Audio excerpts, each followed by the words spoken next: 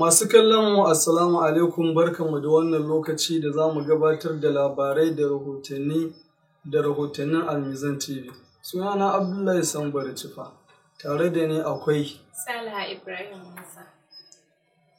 Sai dai kafin wannan rahotannin ga labaran duniya. Jami'an tsaro sun yi tattaki har zuwa Sokoto birnin Shehu suka damƙi sanannen malami mai wa'azi Malam Bello Yabo a jiya Asabar.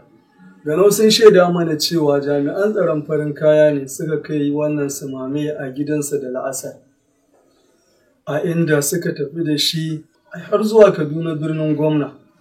Sai dai kawo yanzu ba mu samu labarin dalilin da ya sa jami'an tsaron suke tsare da malamin ba. Amma ana zargin cewa sun kama shi ne saboda wani faifan audio da ya yi yana sukan lamarin gwamna El Rufai, wanda kuma wannan faifan audio ya karaɗe dandalin sada zumunta na zamani. Shugaba Donald Trump na Amurka ya yi kira ga gwamnonin ƙasarsa da su buɗe wuraren ibada, wanda yanzu haka suke a rufe saboda tsoron yaɗuwar corona. Yana mai cewa masallatai da coci-coci wurare ne masu muhimmanci. Ya ƙara da cewa yawan addu'o'i muke buƙata a Amurka a wannan lokacin. Wannan ya sa wasu masharhanta ke ganin wallan Muhammadu Buhari da wasu gwamnonin ƙasar nan da suka dage a kan rufe masallatai da coci-coci, amma aka bar kasuwanni a buɗe. Suna masu ra'ayin cewa in har Donald Trump ya san muhimmanci a roƙi Ubangiji da kunya, a ce shugabannin Najeriya ba su fahimci haka ba.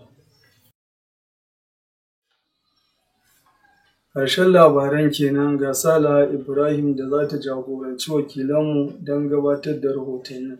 Salaha, bismillah. Jama'a assalamu alaikum, ga rahotannin na wannan lokaci. Al'amarin ganin watan Shawwal na bana ya ɗauki sabon salo a bana, domin kuwa ya kawo cece-kuce. Ga wakilinmu Ibrahim Musa dauke da cikakken labarin. Batun yaushe ya kamata a yi sallar Idil Fitr da aka fi sani da sallah karama ta bana ya raba kan musulmi a Najeriya. Hakan ya auku ne kuwa saboda sanarwar da Sultan na Sokoto Alhaji Sa'adu Abubakar na uku ya bayar jiya Asabar cewa ba su samu labarin ganin watan ba. Don haka sallah karama za a yi ta gobe Lahadi 24 ga watan Mayu. Sai dai wannan sanarwa ta Sultan ba ta samu karbuwa ba ga jama'ar musulmi da dama. Don kuwa a yawancin garuruwan arewacin Najeriya da dama sun ga wata da idanunsu. Wannan ta sa Sheikh Dahiru Usman Bauchi sallar Idi a Bauchi a gidansa da ke Bauchi. Haka ma Sheikh Sani Halifa Zaria a Zaria da kuma Sheikh Musa Lukuwa a Sokoto. A Gaidan ma mun samu labari cewa an yi sallar Idi din a yau. Wakilinmu da ya zaga garin Kaduna ya ga jama'a da dama sun aji azuminsu, sai dai ba shagulgulan sallah.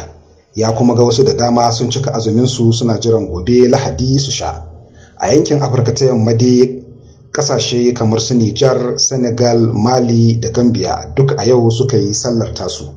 Hakan ya sa jama'a da dama ke sukan Sultan na Sokoto kan yadda ya ƙi yarda da ganin watan mutanen ƙasarsa da na makwabta, amma ya tsallaka dubban ɗaruruwan milamulai zuwa Saudiya ya yi amfani da ganin watansu. Ƙarshen rahoton kenan. Ibrahim Musa, Almizan TV.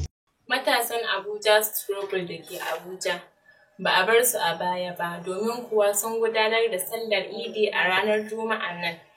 Domin jin cikakken labari ga wakiliyarmu Zainab Akila Gombe da cikakken rahoton akan wannan labari. Jiya Juma'a 1 ga watan Shawwal shekara ta 1441, wanda ya daidai ga 22 ga Mayu shekara ta 2020. Matasa masu fafutukar ƙwato 'yancin jagora da ke zaune a garin Abuja suka gabatar da sallar Idi karama a muhalli na 'yan Abuja Struggle wato Fudiya Maraba. An gabatar da wannan Idi ne bayan kwashe wata guda da aka yi na gabatar da ibada babba ta azumi watan Ramadan. Ɗaruruwan 'yan uwa ne maza da mata, yara da manya suka caɓa ado suka halarci wannan Idi da aka gudanar a wannan muhalli. Jin kaɗan da kammala idar sallar ne aka kawo abinci nau'i daban-daban, wanda jama'a kowa ya ɗibi abin da ya ishe shi, domin tabbatar da cewa bikin sallah ne. Daga ƙarshe an yi addu'a Allah ya ƙwato mana jagoran mu daga hannun azzalumai. Ƙarshen rahoton kenan. Zainab Aƙila Gombe, labaran Almizan TV. ‘Yan uwa musulmi almajiran Sheikh Ibrahim Zakzaki na yankin Sokoto sun gudanar da sallar Idi a ranar Juma'an nan. Wakilinmu na Sokoto Abubakar Usman na ɗauke da sauran labari.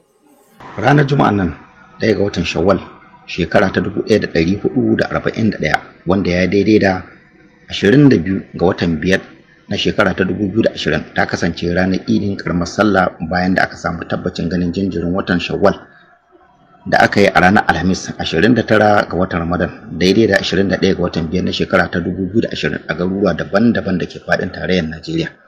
Kamar yadda aka saba gabatarwa a kowace shekara, almajiran Sheikh Zakzaki a duk faɗin ƙasar nan sukan haɗu domin gudanar da sallar Idi a mahallansu a duk lokacin da aka samu tabbacin ganin wata.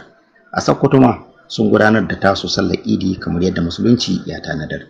Sheikh Sidi Manir mai nasara ne ya jagoranci sallar jin kaɗan bayan kammala hudubarsa ga mahalarta sallar.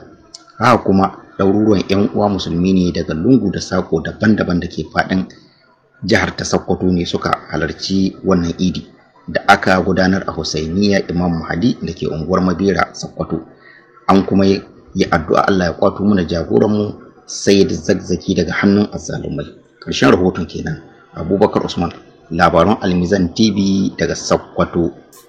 Domin jin wainar da ake toyawa a ɓangaren wasanni, ga wakilinmu Abdullahi Usman da cikakken labarin.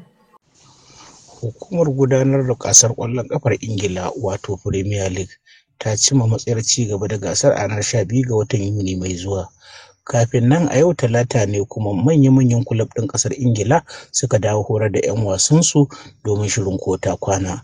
An dai zartar da cewa kammala kakar wasan ƙwallon ƙafa ta wannan shekarar za a yi shi ne ba tare da 'yan kallo ba domin gudun kamuwa da wannan cuta mai suna corona.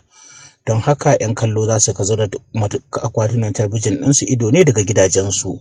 Ƙarshen wannan rahoto kenan. Abdullahi Usman, Almizan TV daga Kano. Da wannan rahoton shirin ya zo ƙarshe a madadin kowa da kowa, musamman Abdullahi Sambari Tufa da ya gabatar da labarai. Ni Salha Ibrahim Musa ke muku fatan alkhairi.